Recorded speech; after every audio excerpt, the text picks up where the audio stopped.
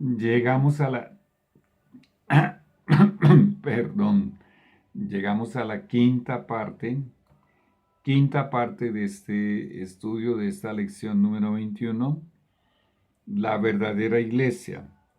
Leo de la Biblia, palabras de Jesús, capítulo 7 de Mateo, del 24 al 27. Cualquiera pues que me oye, dice Jesús, estas palabras, todas las palabras de la Biblia, y si tú estás en la Iglesia Adventista del Séptimo Día, a las palabras de Jesús también se les llama en este último periodo el testimonio de Jesús de manera específica. Si tú crees en toda la Biblia y crees en el testimonio de Jesús y practicas y obedeces y además lo divulgas, bueno, vuelvo y lo leo. Cualquiera pues que me oye estas palabras y las hace, ay, que mi Dios me ayude a dar esta explicación. Ayúdame, Señor. Jesús dice, le compararé a un hombre prudente que edificó su casa sobre la roca. Está hablando de la obediencia a cosas espirituales. Y obviamente a muchas cosas que en la vida material, en la vida literal material de la rutina diaria, debemos hacer que contribuirán a fortalecer nuestra espiritualidad. Ahora Jesús está diciendo que Él va a comparar a ese hombre obediente y que construyó su casa sobre la roca. Está refiriéndose a Pedro, que construyó su casa sobre Pedro. Es ahí a donde quiero llegar. Cualquiera pues que me oye estas palabras y las hace, cualquiera que obedece todo lo que Jesús nos manda en la Biblia y en el testimonio de Jesús, ¿será que Jesús está diciendo es como un hombre que construyó su espiritualidad sobre Pedro? ¿Será? De ninguna manera. Versículo 25. Descendió lluvia y vinieron ríos y soplaron vientos y golpearon contra aquella casa y no cayó porque estaba fundada sobre la roca. No cayó porque estaba fundada sobre Pedro. Ya sabemos que la roca es Jesús. ¿Por qué fue que esa casa no cayó? Porque la roca, Jesús, cuando vinieron los ríos y las tempestades y los vientos y azotaron con ímpetu contra aquella casa, o sea, las pruebas, como por ejemplo esta del coronavirus, es una de ellas, vino el desempleo, vino la tragedia, vino un accidente, vino una desgracia, un terremoto, un incendio, una enfermedad, o vinieron infiltrados, mensajeros del enemigo, a la iglesia, a sacudir, a zarandear la iglesia con doctrinas falsas, con distorsión de la Biblia, y esa casa no cayó. La espiritualidad de ese Hijo de Dios no se fue a la ruina, no fue destruida. ¿Por qué? Estaba edificada sobre la roca. Esa persona ya en algún momento de su vida pudo exclamar, ya no vivo yo, mas Cristo vive en mí. ¿Qué significa haber construido la casa sobre la roca? Para dar semejantes resultados de obediencia. Esto es la obediencia y la fe. Ese es el resultado de haber construido la casa sobre la roca. Pero ¿qué es construir la casa sobre la roca en este texto que acabamos de leer de los labios de Jesús? Es haber nacido del Espíritu, es haber nacido de Dios, es haber sido convertido, es haber tenido ese segundo nacimiento. Ahora, si la persona no tuvo ese segundo nacimiento, si la persona no tuvo esa conversión, esa transformación, si el Espíritu Santo no vive en ella, y lo que está haciendo en el cristianismo, lo está haciendo en sus pobres, débiles fuerzas humanas. Ahora Jesús dice que es como si hubiese construido su casa sobre la arena. Sobre la arena. Vamos a leerlo. Pero cualquiera que me oye estas palabras y no las hace. Aquí hay un asunto muy serio. Oye las palabras de Jesús en la Biblia o en el testimonio de Jesús y no las hace. ¿Qué significa? No confía en Dios para obedecer y de hecho no obedece. No tiene fe en Dios para hacer muchas cosas y no las hace realmente. Dice, le compararé a un hombre insensato que edificó su casa sobre la arena. Nunca pasó por el segundo nacimiento. Nunca fue convertido. Nunca nació del Espíritu Santo. Y descendió lluvia y vinieron ríos y soplaron vientos. Vino el coronavirus, vino un incendio, vino un terremoto, vino una inundación literalmente. Vino una tragedia, un desempleo, una enfermedad. O vinieron hermanos reformistas, se le llaman, distorsionando, manipulando la Biblia o el testimonio de Jesús. Y esa tormenta se lo llevó, lo arrastró. Mira lo que dice Jesús. Y dieron con ímpetu contra aquella casa y cayó, y fue grande su ruina. Hasta ahí llegó su cristianismo. Porque no había construido su casa sobre la roca, no había nacido del Espíritu Santo. No había sido convertido, transformado por la gracia de Cristo, por el amor de Cristo. Es obvio que la roca mencionada aquí tampoco puede ser Pedro, es Cristo. Bueno, dentro de todo ese contexto, dentro de todos esos argumentos, vamos a continuar enmarcando nuestra lección. Ahora surge en el escenario el apóstol Pablo. Y vamos a ver esta pregunta número 4. La pregunta número 4. A ver si la puedo abrir aquí. Wow, no me deja abrirla. Entonces voy a cerrar una para poder abrir otra.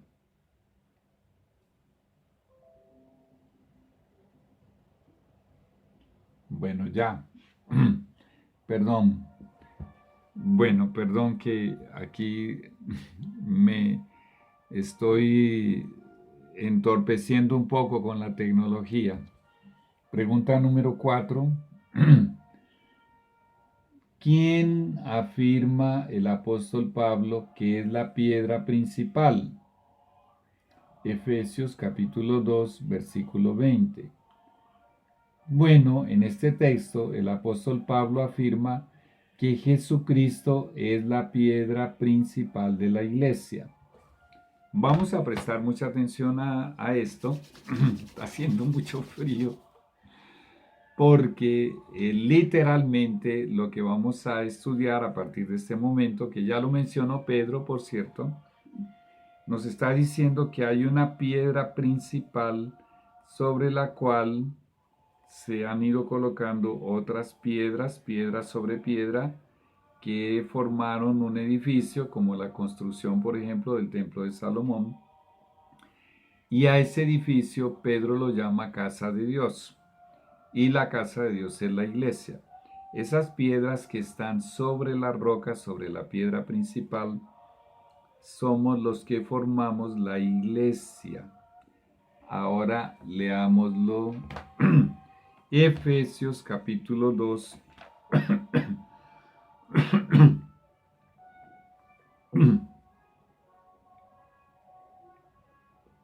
Perdón.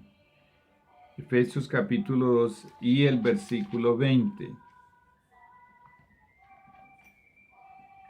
Mucha atención al lenguaje de Pablo. Edificados sobre el fundamento de los apóstoles y profetas, siendo la principal piedra del ángulo Jesucristo mismo.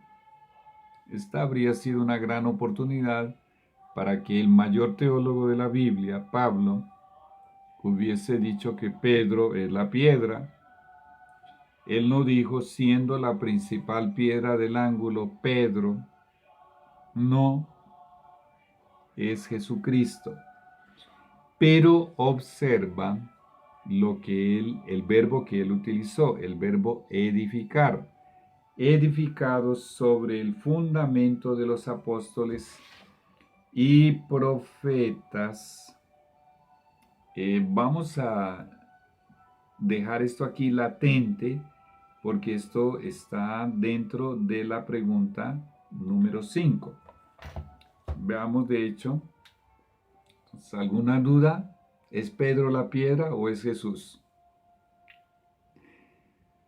Si tú eres un verdadero católico, verdadero de todo corazón, que comulgas, que te confiesas, que haces el rosario, que estás en todo lo que puedas de las ceremonias de Semana Santa, que, practicas, a mí ya se me olvidó tantas cosas que hay en el catolicismo, y además amas a Jesús en la persona de los menesterosos, los desafortunados, los necesitados. Si tú eres ese tipo de persona, es muy probable que tú seas un hijo de Dios porque naciste de Dios y naciste del Espíritu Santo. Ahora, si realmente eres hijo de Dios, Romanos 8:14 dice que todos los que se dejan guiar por el Espíritu Santo son hijos de Dios. Entonces te hago una pregunta. Si realmente amas a Jesús, le puedes creer a la Iglesia Católica en la cual naciste, como yo nací, y no fue culpa mía ni es culpa tuya. Le puedes creer que Pedro fue el primer papa porque él fue la roca sobre la cual se fundó la Iglesia cristiana. Amo a mis hermanos católicos. Mi familia es católica, toda mi familia. Yo mismo fui católico. Y por ese amor que hay en mi corazón hacia ti, si tú eres un católico verdadero, practicante, quiero que lleves esto al tribunal de tu conciencia y le preguntes a Dios. La Biblia demuestra que Pedro no fue el primer papa, porque no fue la roca sobre la cual se construyó, se edificó la iglesia cristiana. Pregúntale a Dios qué debo hacer. También me gustaría mucho que entraras en contacto conmigo, católico practicante. Muy bien, vamos a la pregunta número 5. ¿Qué significa que somos los hijos de Dios edificados sobre el fundamento de los apóstoles y profetas? La mayoría de las construcciones de palacios, templos en la época en que esto fue hecho, era colocando piedra sobre piedra, una encima de otra. Recuerdo, para que puedas hacer un poquito de memoria, las palabras de Pedro, para poder responder bien a la pregunta. Acercándoos a él, a Jesús, piedra viva, desechada ciertamente por los hombres, mas para Dios escogida y preciosa, vosotros también como piedras vivas, sed edificados como casa espiritual. ¿Pedro y Pablo están hablando de la misma cosa? Claro que sí. Ahora regresemos a Efesios. Ay, mi garganta. Efesios 2, 19 y 20. Vamos a leer el 19 y el 20. Abre tu Biblia, Efesios capítulo 2, versículos 19 y 20. Así que ya no sois extranjeros ni advenedizos, sino conciudadanos de los santos y miembros de la familia de Dios. ¿Cuándo? Cuando ya nacimos del Espíritu Santo. Miembros de la familia de Dios. Ah, eso está muy lindo. Edificados sobre el fundamento de los apóstoles y profetas. ¿Cómo? Como se construían los palacios en aquella época, los templos, colocando una piedra sobre otra. ¿Cómo? Como acabamos de leer de los labios de Pedro, como piedras vivas, no piedras muertas, piedras vivas, o sea, porque la piedra, la roca, vive en mí. Dice, siendo la principal piedra del ángulo, Jesucristo mismo. Ahora, la partecita que atañe a los apóstoles y profetas, ¿qué significa? Vamos a leer la respuesta de las 5. Significa que la verdadera iglesia cristiana, o sea, ese conjunto de piedras que están sobre la piedra principal, porque solo ella puede aguantar el peso de todas nuestras congojas, de todas nuestras confesiones de nuestros pecados. Solo esa roca viva que es el fundamento sobre la cual hemos construido nuestra casa y hemos formado la iglesia, solo esa roca puede soportar los ataques de Satanás. Si no estuviésemos fundados sobre la roca, los ataques de Satanás nos habrían destruido hace tiempo. Entonces, en ese contexto, vuelvo y leo la respuesta. Significa que la verdadera iglesia cristiana debe enseñar y practicar lo mismo que enseñaron y practicaron los apóstoles y los profetas. Muy delicado es esto, porque esto incluye a la última profeta que Dios colocó en este mundo y dio evidencias irrefutables con la Biblia y con la vida de esta persona de que fue la última profeta de Dios en este mundo. Muy delicado. Pues bien, lamentablemente, la Iglesia de Roma no enseña lo que enseñaban ni los apóstoles ni los profetas, y mucho menos lo que enseña y lo que revela Dios a través de esta última profeta. Mucho menos. Pues es un asunto muy delicado, muy serio. Vamos a la sexta pregunta. Sexta pregunta. ¿A quiénes constituyó Jesús en la iglesia?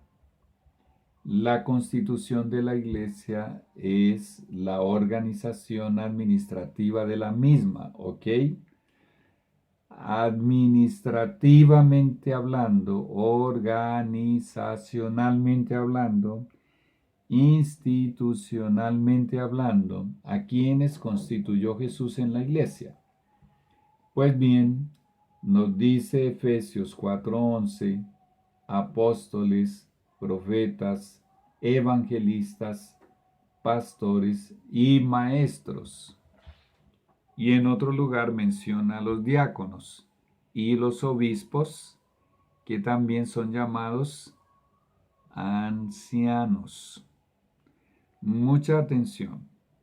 Aquí no hay lugar para sacerdotes, porque el sacerdocio, ya estudiamos mucho del sacerdocio levítico, el sacerdocio de la tribu de Leví, levítico de Israel, acabó cuando Jesús, que era simbolizado por esos sacerdotes, obtuvo el derecho de ser tu sacerdote, intermediario, intercesor, abogado.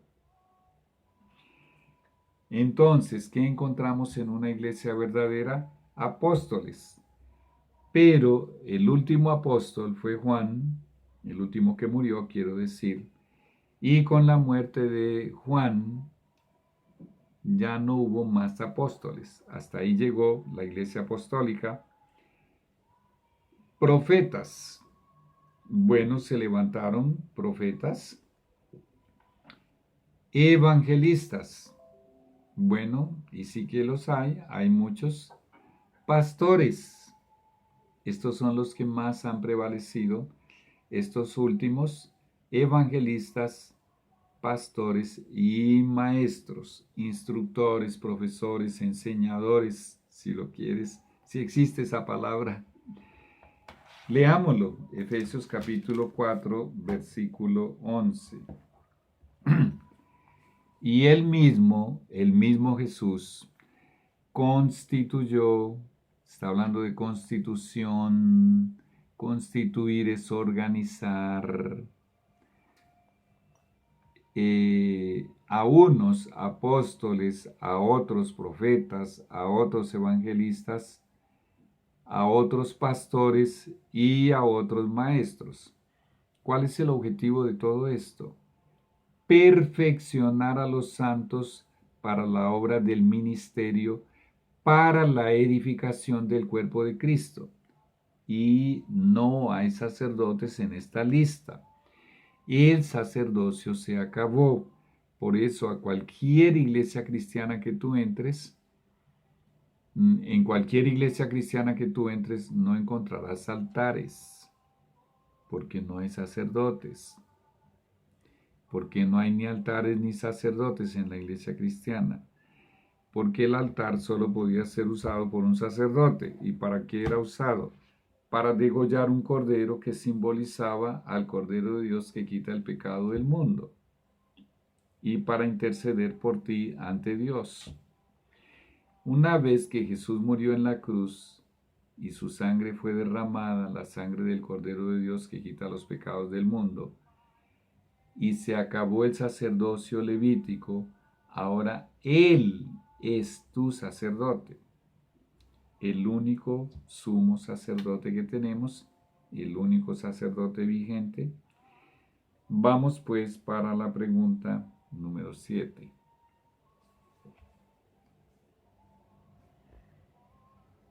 ¿Qué función, y muy delicada por cierto, le delegó Jesús a su iglesia verdadera? Mateo 18, 15 al 18. Restaurar miembros que cometiesen faltas o pecados, y en caso de que el ofensor no quiera restaurarse, la iglesia en conjunto debe separarlo de la comunión de los hermanos. Tengo una serie completa sobre este asunto, muy completa, y si tú quieres verla, digita en YouTube El deber de reprender el pecado. Y si aparezco yo ahí hablando, pues obviamente verás que soy yo. Allí tienes 10 videos acerca de este tema, 11, perdón, acerca de este tema, pero me voy a limitar a leer las palabras de Jesús. Obviamente comentaremos algo en Mateo 18 del 15 al 18. Palabras de Jesús. Por tanto, si tu hermano peca contra ti, ve y repréndele estando tú y él solos. Si te oyere, has ganado a tu hermano. Hay un pecado, hay una ofensa, hay un error en este hermano, pues bien, sin que nadie más lo sepa, tú debes ir y a solas orar con él y hablar con él. Y si el hermano reconoce y se corrige, se arrepiente, ¿qué significa cuando Jesús dice, has ganado a tu hermano? ¿Lo has ganado para quién y para dónde? Lo has ganado para Dios y lo has ganado para que continúe su carrera hacia la vida eterna. Hasta ahí llegó el asunto. Pero hay un pero.